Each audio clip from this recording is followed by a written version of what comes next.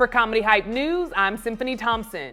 Jada Pinkett Smith's new memoir, Worthy, has officially been released, and just like last week, the online conversation is all about her and the Smiths' love life.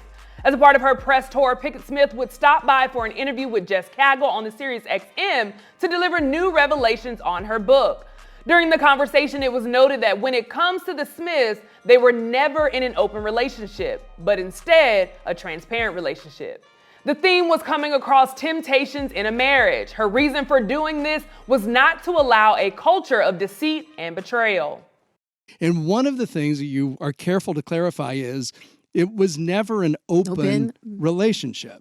It was a transparent. You say it's a transparent relation. Getting married and living in Tinseltown, spending a lot of time apart, that we weren't going to run into temptation situations. Like, I wanted to face it head on. I knew what street fame brought dudes. I can only imagine what global fame does, but it was never an open marriage, and like either one of us get to do whatever we want to do. If something happens or you want it to happen, talk about it. Absolutely. During the talk, Jada would specifically tell Cagle that she and Will were never in an open marriage, whether either one of them were allowed to step out, despite the rumors that had been circulating for years. Now, in a separate interview with NPR released this week, Jada spoke on Will's love language, which is to protect and provide. According to Jada's comment in the interview, Will believed that if he had become a movie star, he would be able to protect and provide for his family. However, Jada's plan was different. Her intention when coming together with Will was to create a masterpiece of connection, and she would say, "I never got the relationship I wanted. It's funny about Will and I, even if the marriage wasn't working, there was still a level of friendship and deep connection between us. And I didn't want to make a bloodbath of our separation. No matter what, Will and I are always family. That's not going to change ever. I love him, he loves me. We just got to figure it out. And we're in the process of doing that." At the end of the day, what I had to come to realize in this time of separation is that there was no masterpiece of connection to make without me having a relationship with myself. I couldn't look to Will to be the substitute of my relationship to myself, an intimate relationship with myself. Today on the show, we have hosts of the Yummy podcast, Crystal and Dr. Cole, to talk all about this topic. First and foremost, thank you both ladies for joining me. How are you doing? Hello, Symphony. Thanks for having us. Symphony. Absolutely. Now, this is a conversation that's been had for a while. Crystal, I'll start with you if you're okay with that. I'd love to get your reaction to the video that we watched of Jada. When you saw that, what was your reaction to it? Well, you can have an open relationship without being transparent, but you cannot have a transparent relationship without being open. So I think it's semantics and what Jada's saying. Transparency involves openness. It's like being honest versus being transparent. If I were representing you in court, I would tell you, be honest, but don't be transparent. Answer the questions, right, that you're asked, but you don't have to tell the whole story. Just answer the appropriate questions. So with an open relationship, that's an agreement between two parties that we can see other people. A transparent relationship is we're going to be open, but we're going to share information even if it's not asked. Right? We're going to share our clarity and intention, our clarity and motivation and our actions. Even if you have not solicited that information from me, I'm going to share that with you because that is our negotiated agreement. Absolutely. Dr. Cole, let me bring you in. Same thing. After seeing the video of Jada, what's your reaction to it? You can't build without trust. Because the problem is you build on a foundation that at pivotal points where truth comes in, it's like pushing all the blocks down from what you've built.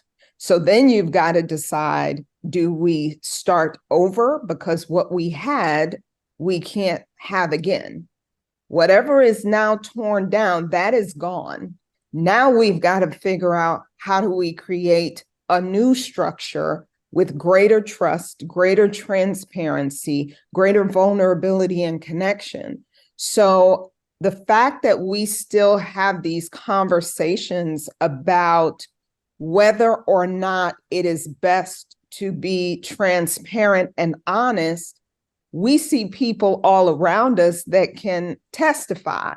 When you don't, it's not about if it's going to crumble. It really is about when and how tall is the structure at that point, right? So for them to be having some of these conversations in their 20s, when many of us are having these conversations as if they're new later in life, kudos to them having that conversation then and deciding they needed to be transparent. Absolutely. And Chris, I'm going to come back to you on this. So there was an interview back that Will Smith did with Oprah, you know, when all those allegations of them having an open relationship and them seeing people. And he talked about how when people thought about open relationships, they always thought about just the sex part of it. And in this, she does talk about it a little bit when she talks about the temptations. She knew, as Dr. Cole said, you know, in their early 20s, that, hey, I know you're going to have temptation. So I want to kind of stay in that lane for this next question. What do you think? Do you think there should be transparency in a relationship about the temptations that you have? And if so, how much transparency do you think there should be in that relationship? I really think it depends on how much safety the two of you have created in your relationship, right? They created a level of safety for one another early on where it was okay to share everything, share their intentions, and it was safe.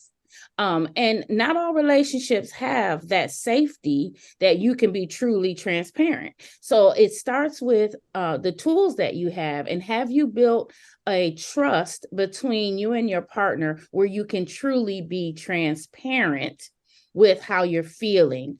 I think we should always have honesty, but transparency is another level that has to be you have to have a safe space for that. And it has to be built over time between the couple.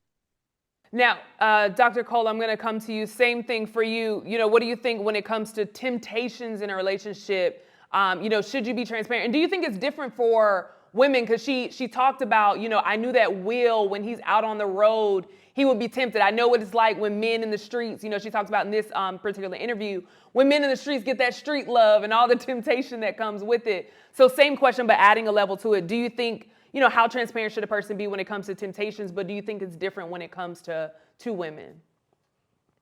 So you need to be transparent, but let's go back just a little bit.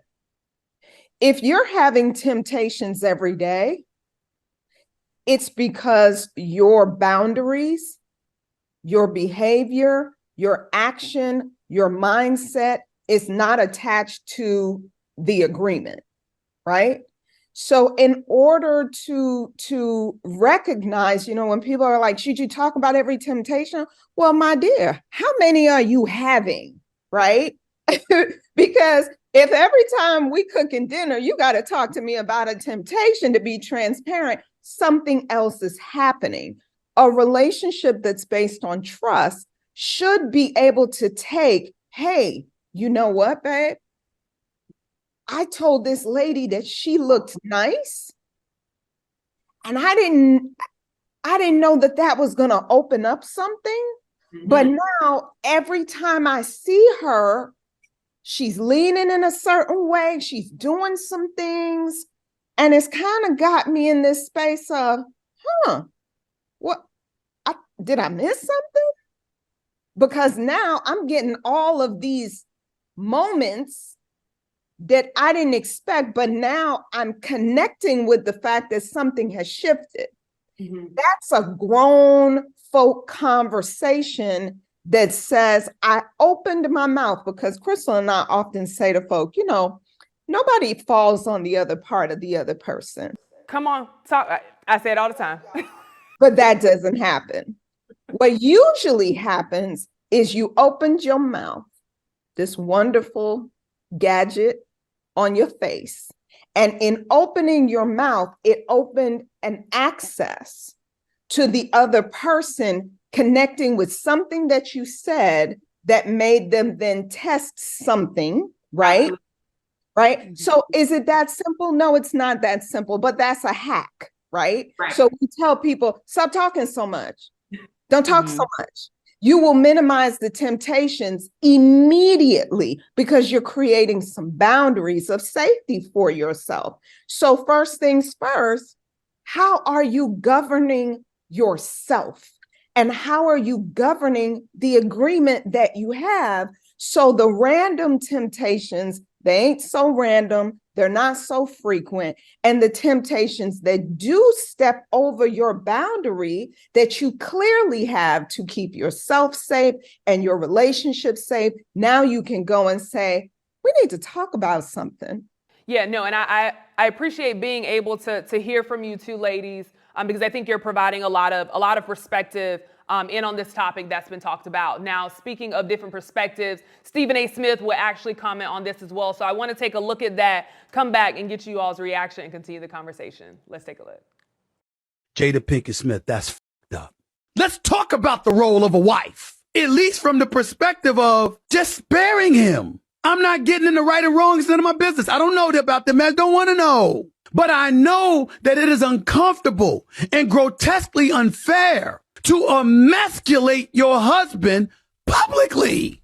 I mean, damn. Come on, Jada. This is wrong.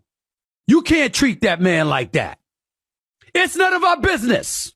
You screwing somebody, that's your business. Your husband ain't getting it done for you, that's your business. He with somebody else, you with somebody else, that's your business. Every time I see Jada Pinkett Smith talk about Will Smith, I cringe.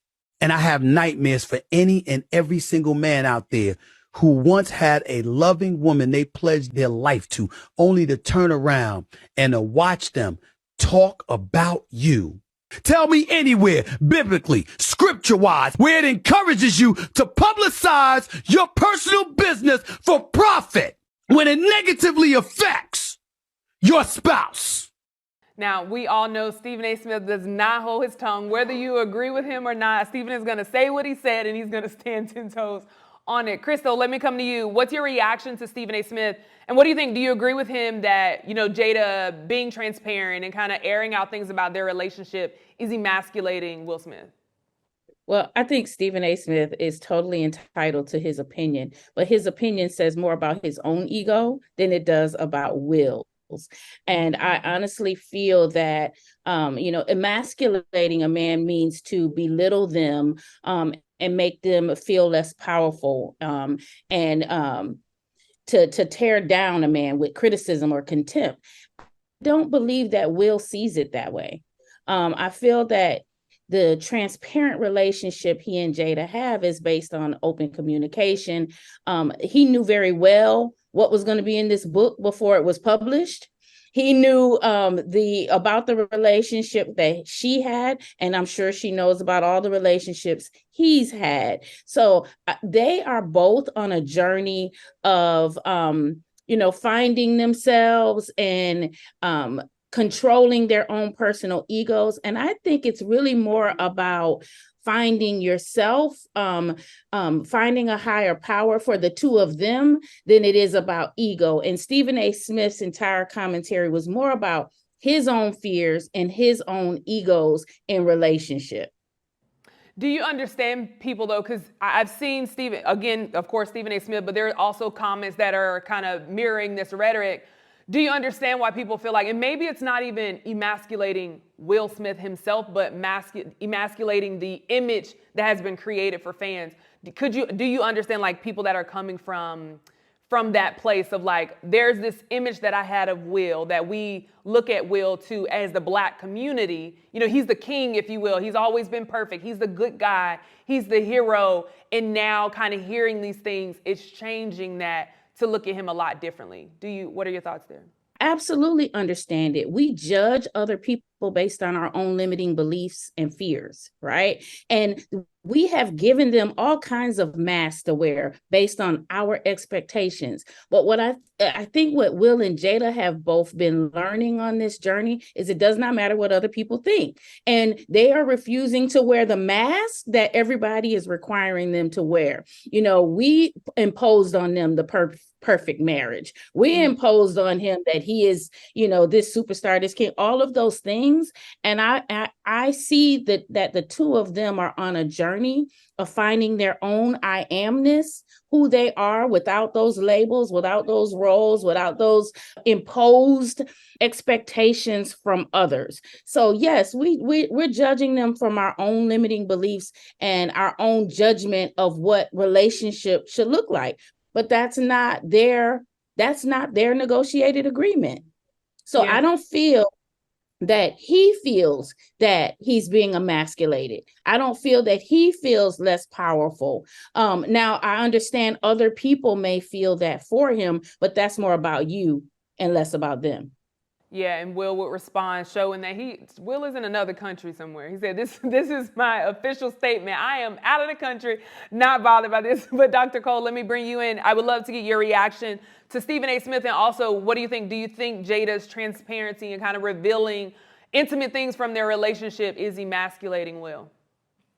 So, Stephen A. Smith,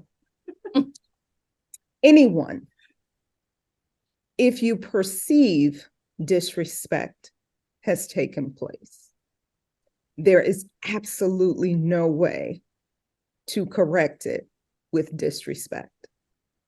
So if your perception is that disrespect and harm has occurred, you cannot correct it with condemnation. You can't correct it with disrespect. You can't correct it with rage.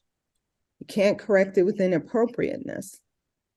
And what you see when you hear him, we talk about tone and delivery is everything when it comes to seeking to create a narrative of greater understanding.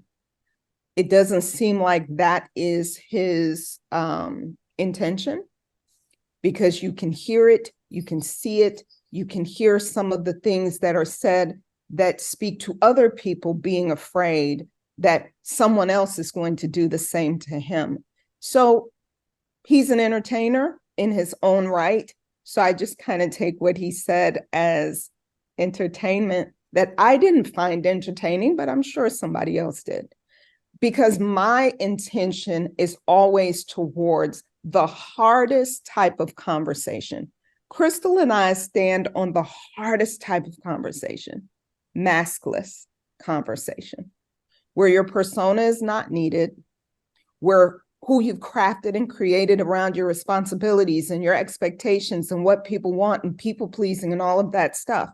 Because it's hard, because people don't have a lot of practice, because whether or not we want to admit it, people being truthful makes us very uncomfortable. And Black women speaking of their truth, whatever their truth is, if it is not celebrating everyone, putting everyone on a pedestal, or in no way speaking to any pain or anything that we have that makes people uncomfortable, it makes everybody uncomfortable.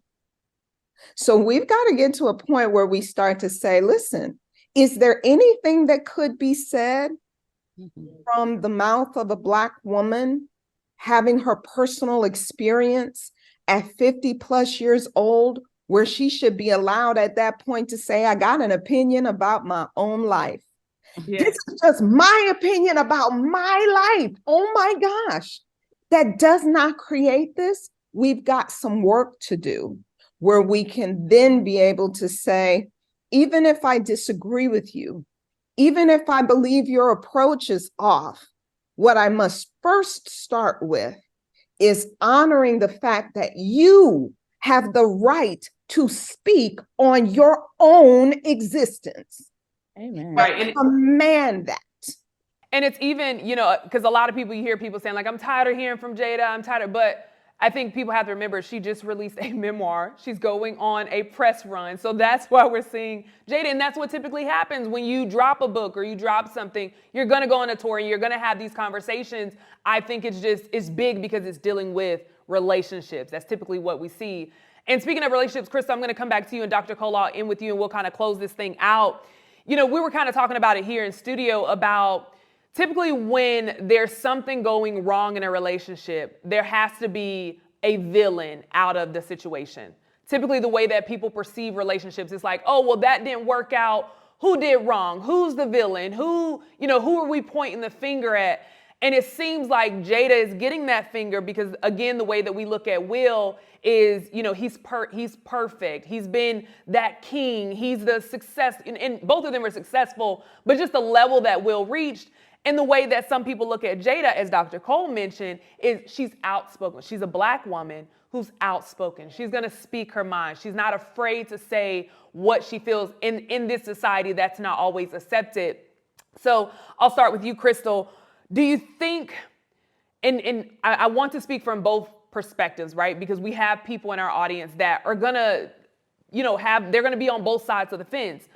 So I hope that you can speak to both of those sides. Do you think there is some type of reason to give Jada that villain title because she's humanizing Will, or because she's showing things about Will that as a culture, as a Black community, that we didn't want? And some people are saying like, hey, we could have kept that away.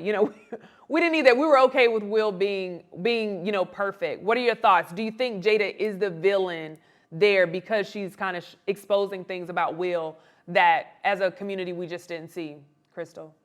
Absolutely not. I don't see either of them as the villain. I see two people in relationship with one another that have a negotiated agreement between one another about how they communicate and how they relate to one another, which is the root word of relationship, right? I would hope that people watching it would reserve their judgment and their own emasculation of Will, because that's what's happening. The commentaries that condemn him or criticize his manhood, that's what's emasculating. What I love about the way that Jada communicates is she takes responsibility for her own actions.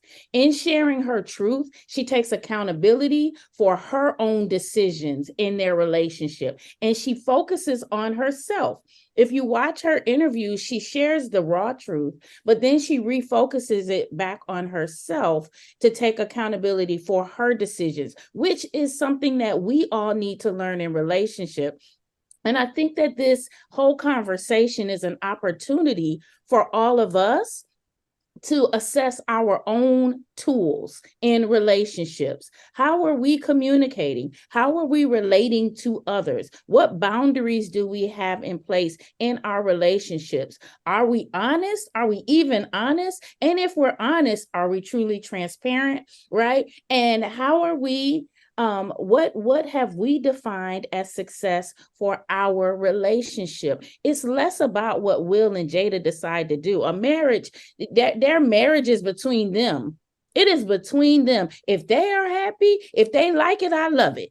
But let's look at ourselves and figure out what is it that we want in relationship? What can we take from what we've learned from them and what they've been generous enough to share? What can you take from that and learn from it and throw away what doesn't apply? Absolutely. That's what I'm hoping we all can do with this conversation.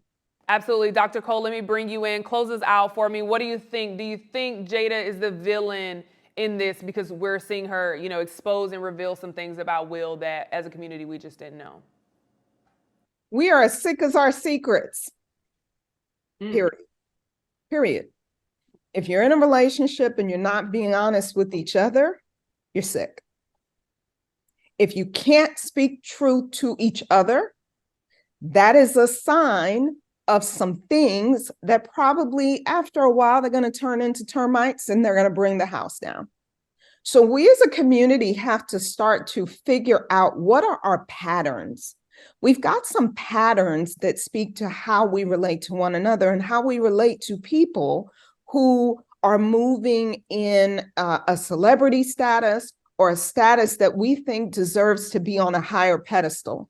Part of the pattern is lifting them up, giving them all of this shine, giving them all of these masks, as Crystal was saying. And then the minute they realize how heavy the masks are, because they are not without weight, right? Every time we come up with a new one and we say, wear this because this is what I need to be comfortable, or this is what I need to feel like you're representing us properly, or whatever your expectations are, there's a weight to it.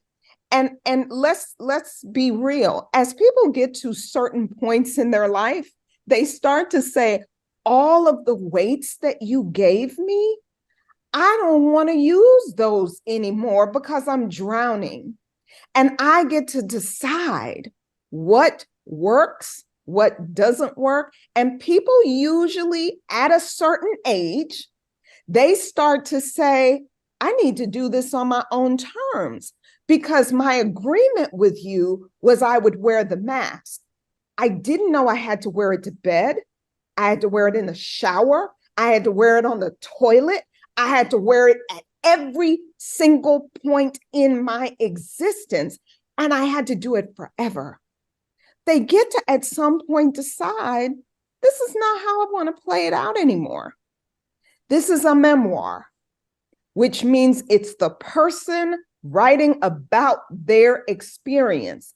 And we have got to get to the point as a community, as humans, as people, where we get to say, you know what, the truth of the matter is, even if you give me a 700-page memoir, even you've forgotten a whole lot of things that you've experienced. It is your snapshot of what you want to share with me about your life. Hopefully, the intention is that I can learn and grow from understanding your experience. Hopefully, that's what it is. But even if that's what it's not, it's yours. So, can we take responsibility for what's ours? How are you communicating in your relationship? Like Crystal said, is contempt and criticism your go-to? Because that's going to say something about where your relationship ends up. Absolutely.